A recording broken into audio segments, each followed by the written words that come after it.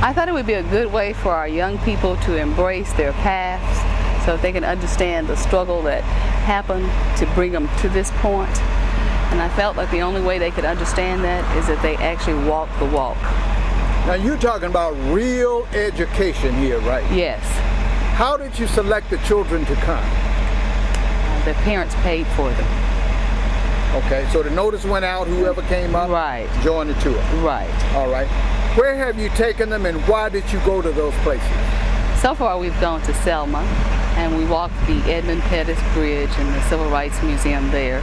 And then we went to Montgomery, yesterday, and we went to the Civil Rights Memorial Center there. Went by Dexter Avenue. We went to the Rosa Parks Museum. So they're starting to embrace some of the history that they heard about, but now they're starting to experience it more, and it's becoming more reality to it. And what church do you represent?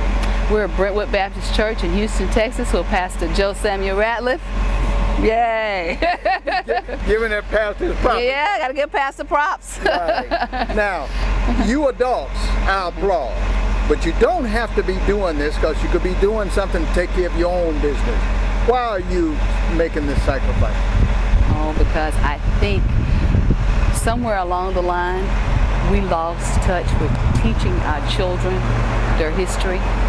It's like all other cultures carry that tradition on, but we seem to disconnect somehow. So I think it's important that we reconnect with our history so they can understand what their future will be about. All right.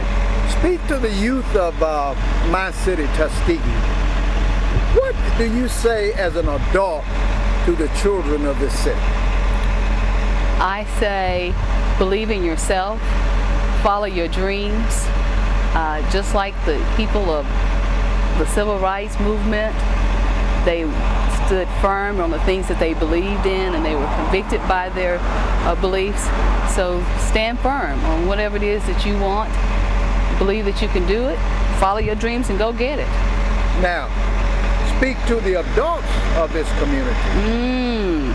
What do we need to start realizing for our adult selves and doing in order to make sure our children have the proper images?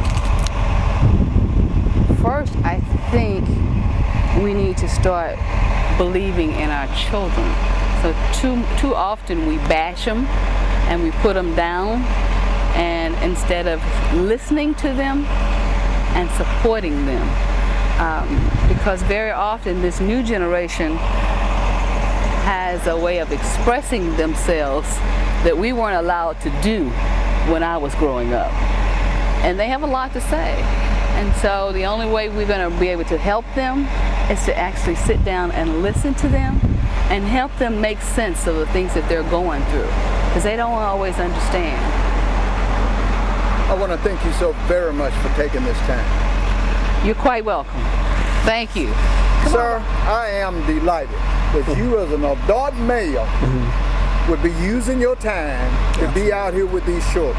Now tell me why you're doing that. Because I just think it's so very important to take time to spend time with our youth, and also just to show them the struggle that was paid for them, and show them that the shoulders that they rest upon, so it's not just in their history books they're reading about, but that they can actually experience it and see it firsthand and touch it and feel it and make it real.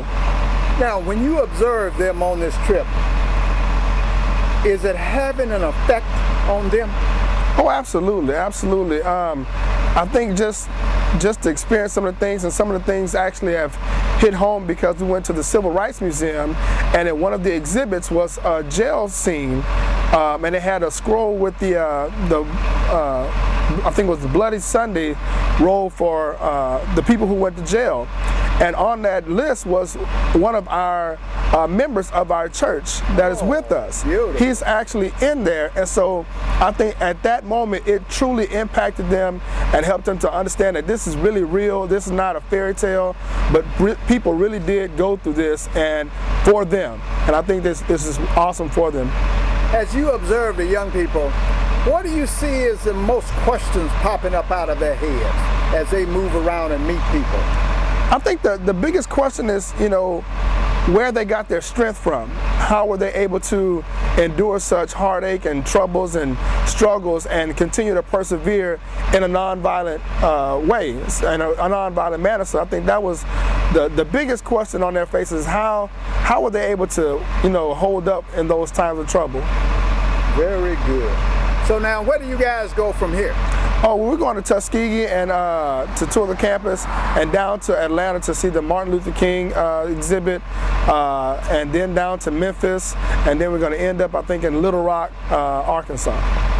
On a scale of 1 to 10, what do you give this tour to this point? You know what? It's funny you should ask that question, because we were talking on the bus yesterday, and we had only experienced 1 day of events.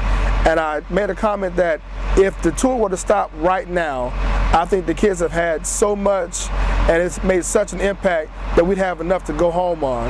But we were just getting started and we're just scratching the surface, and we're just excited about everything we're going to be going to see this trip. So as that song says, if God does nothing else for me. Nothing else for me. He's done enough. He's done enough. I love you and appreciate you for taking the time. Thank you so much for doing what you do.